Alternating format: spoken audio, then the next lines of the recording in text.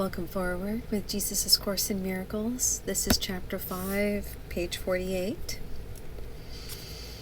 There can be no case against a child of God, and every witness to guilt in God's creation is bearing false witness to God Himself.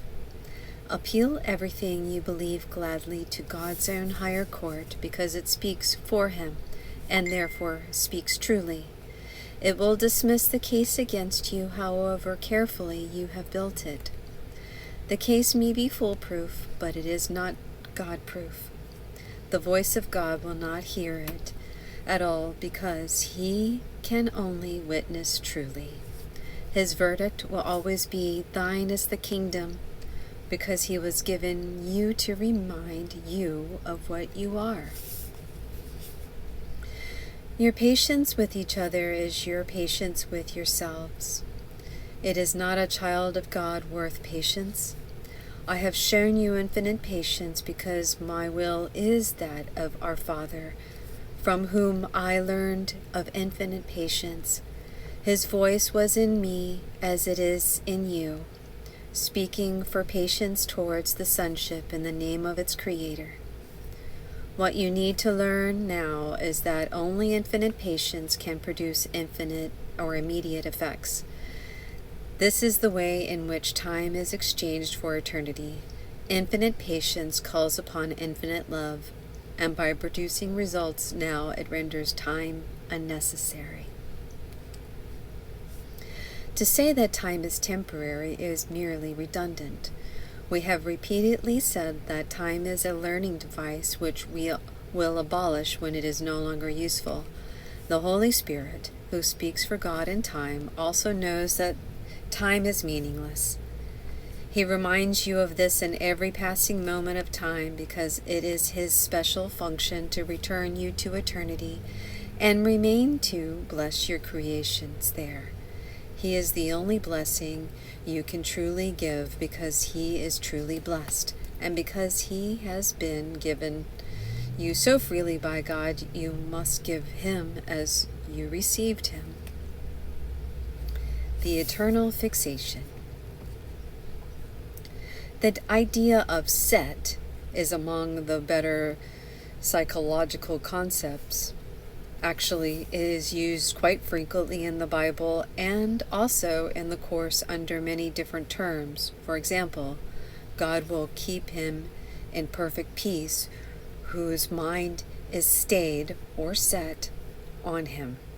A statement which means that God's peace is set in the Holy Spirit because it is fixed on God.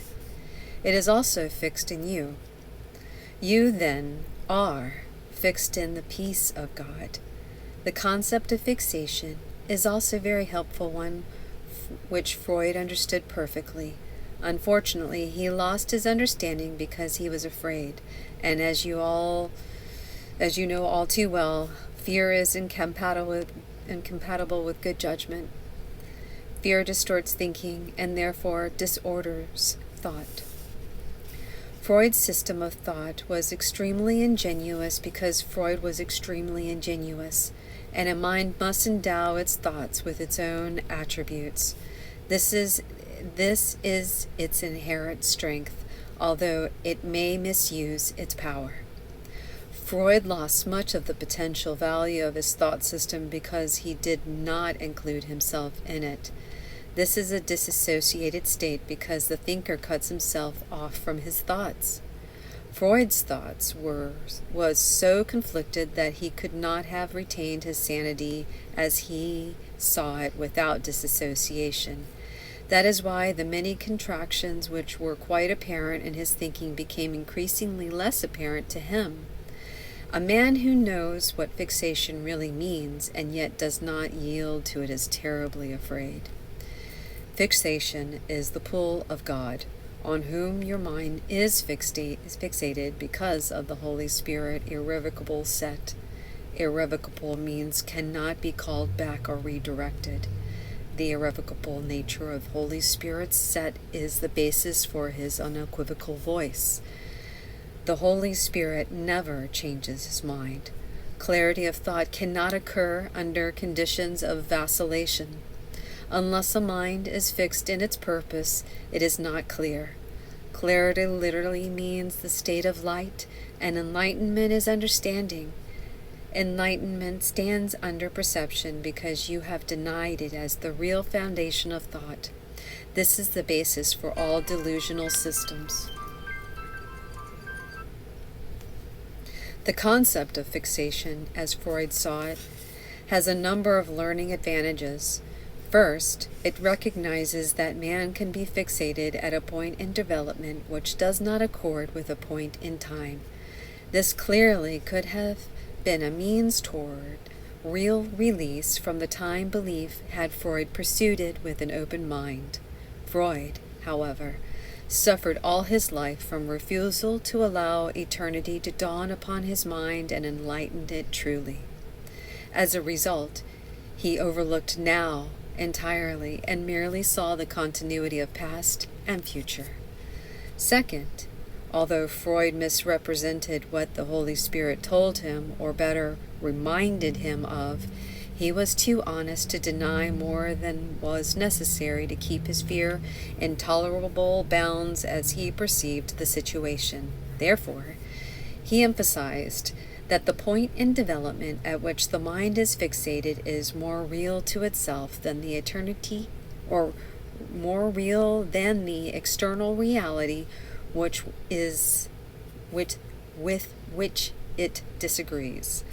This, again, could have been a powerful release mechanism had Freud not decided to involve it in a strong defense system because he perceived it as an attack.